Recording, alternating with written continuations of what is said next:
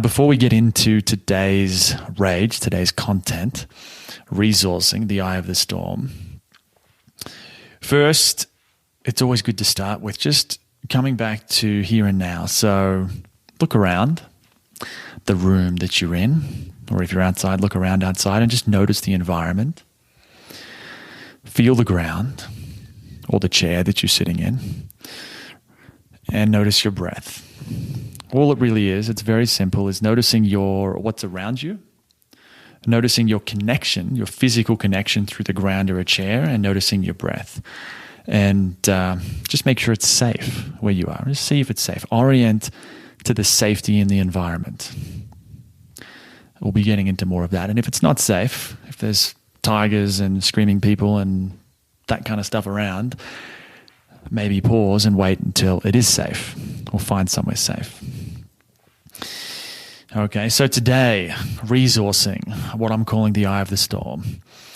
This is how you control, in some ways, the speed at which things go inside Rage Heart. Because like I've said, you've been reading the emails, you have some understanding of what this is about. We're learning to bring things up, stored survival stress that's hiding in the nervous system. And this can be very intense, right? We're talking about all the feelings that all of us avoid, sometimes consciously, but very often unconsciously. And this can be a lot for the nervous system, a lot for the person to handle.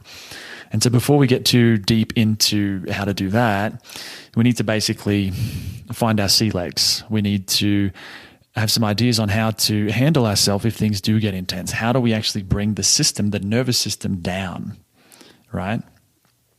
And this is where resourcing comes in. So a resource in the nervous system world is anything that helps to soothe and settle the system. So if you're feeling anxious or feeling stressed or feeling angry or feeling some kind of, we would call it activation, how do you bring your system down, right? Now, it's important because if we don't do it, we can stay in that elevated state for too long, and then it can become hard to sleep. It's stressful. It's very hard on the body, right? So it's not healthy to be in that all the time. It's good to go into that sometimes because sometimes we need it, but we don't want to always be there. And this is why resourcing, knowing how to bring the nervous system down, right, into what we call parasympathetic, how to bring it down is very, very important. Now, we really have a spectrum of things we can do, right? We can drink, we can get wasted, right? We can drink a few bottles of beer or wine, smoke a cigarette, smoke weed. We can do lots of things to bring things down, right? Some things are healthy, some things aren't. Now, on the very, let's say, negative end to begin with, we have things like, obviously, alcohol, marijuana in a lot of cases. It depends on the person. I know marijuana does help a lot of people. You've got cigarettes, say shopping, porn, right? There's certain things that we can do to distract ourselves from what we're feeling. And yes, it will calm us down, but it may not actually resolve anything. So that's, I would say, at the unhealthy end of the spectrum. And if we swing all the way to the healthy end, right? You imagine a line, right? So on the, one side you've got the unhealthy stuff, and all the way at the other end, you've got healthy things like going for a walk outside, having a cup of tea and just being really present with a cup of tea, right? Reading a book depends on the book, but a book can be useful for something like this. Having a really good conversation with a friend or a family member that you love, playing with an animal, right? These are all things that will bring the nervous system down as well. But unlike the unhealthy stuff, the difference really is, unlike the unhealthy stuff, the healthy things don't disconnect us from feeling. Right? We still stay connected to what's going on in our body and our mind. We're not so distracted and so blasted that we lose touch with what's actually going on. Right? So we've got healthy and unhealthy resources. And then another thing to understand about this that's also important is always resourcing, right? Always going to a resource whenever we feel stressed, whenever we feel something uncomfortable, always doing it actually gets in the way of healing.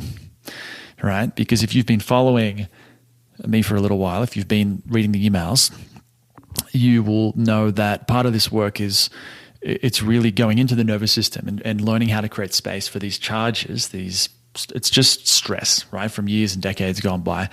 It has to come up, and we have to feel it when it comes up. If we're not willing to feel it, if we're always going to our cup of tea or to our dog or a cat or to another conversation with another person. These things aren't wrong, but if we always do that, we will block some of these things from coming up, right? So it's sort of a dance. We need to create space on the one hand for these charges of shame and guilt and pain and fear and anger and all these things. We need to create space for it to come up and to be able to sit with it and to feel it without turning away. But we also need to be able to come out of it and go for a walk, go talk to a really good friend, go have a really nice meal, and hopefully do it with healthy things and less unhealthy. Right now, it's worth mentioning here too that the goal isn't to be perfect. If you drink alcohol or if you smoke weed or if you do things like that maybe aren't always healthy, it's okay, right? The goal, we're not trying to be perfect here, but the goal is, the reason people they go to unhealthy resources, we could call them, or even coping mechanisms, is because they haven't yet built healthy resources. So if we can get the healthy resources on time, over time, we won't need the unhealthy resources as much, okay? Now, another distinction here, I know this is a lot of information, but it's an important place to begin. The other aspect to resourcing is there's external resources, such as a cup of tea, right? Or going for a walk outside, or speaking to a really good friend.